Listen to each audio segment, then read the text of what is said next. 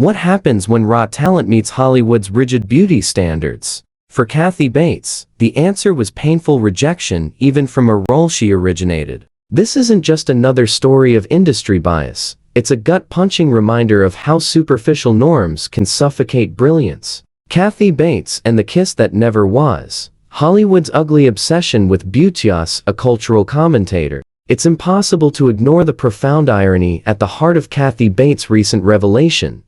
Despite winning an Oscar for her searing performance in Misery, she was passed over for a role she made famous because a kiss with her wasn't deemed romantic enough. And not by just anyone, but by beloved director Gary Marshall, whose legacy includes hits like Pretty Woman and Runaway Bride. The role in question? Frankie and Johnny. A part Bates originated on stage to critical acclaim. But when it came time for the movie, she was out. Michelle Pfeiffer was in. The reason? According to Bates, Marshall simply couldn't make the leap that people would see me on screen kissing someone. That single sentence speaks volumes not just about one woman's heartbreak, but about the larger machinery of Hollywood and how it defines and limits who gets to be seen as desirable, worthy, or even human. Let's be clear, this wasn't about talent. Bates had just won an Academy Award. This wasn't about credibility. She was Frankie.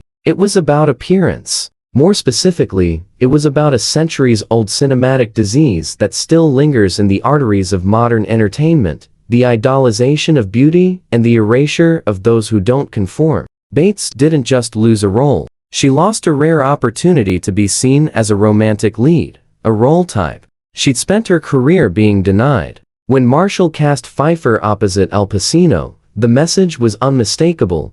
The industry's idea of love, of chemistry, of romance was narrow, airbrushed, and exclusionary. But here's where Bates' story becomes something deeper. In her recent Vanity Fair interview, she doesn't just recount this rejection. She recounts a lifetime of being treated as lesser than rejected, sidelined, and even ridiculed for her looks. She remembers her father once telling a local acting teacher that she wasn't conventionally attractive.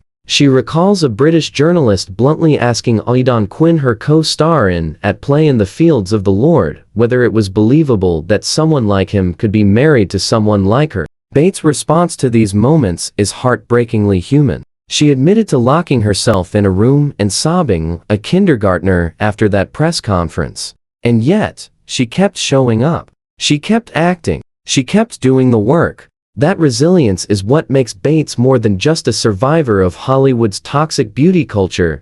She's a quiet revolutionary within it. Her subsequent nominations, including 3 more Oscar nods and a standing ovation at this year's Critics' Choice Awards for Matlock, are proof that audiences connect with authenticity, even if the gatekeepers try to pretend they don't. And yet, the damage lingers. Even today, praise sometimes doesn't quite land for Bates. As she put it, it's the affirmation of a career that hasn't always been up here with the team going to Ibiza or whatever. It hasn't been a straight trajectory. That line may sound modest, but it's one of the most honest commentaries on the industry you'll hear. Hollywood isn't built for people like Kathy Bates to succeed. And yet, despite being excluded from its most glamorized roles, she became a force of nature, carving out a legacy that's more respected and more real than the artificial icons propped up by aesthetics alone. As viewers, we have a part in this too. We buy the tickets,